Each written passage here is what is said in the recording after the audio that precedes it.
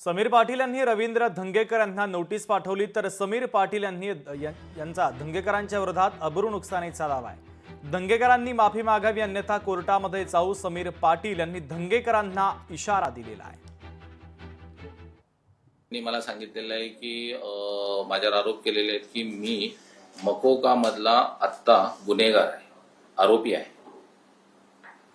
ते त्यांनी सिद्ध करावं, कोर्टमध्ये सिद्ध करावं। जर असं त्यांना आता हे करायचं नसेल तर त्याच्यावर मी आब्रू नुकसानीसाठी गेलेलो आहे।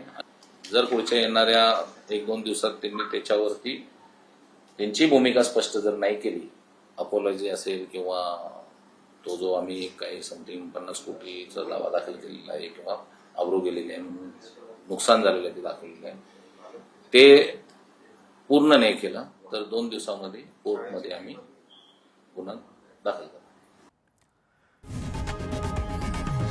लोकशाही मराठी ऐका, पहा, जागरूक रहा।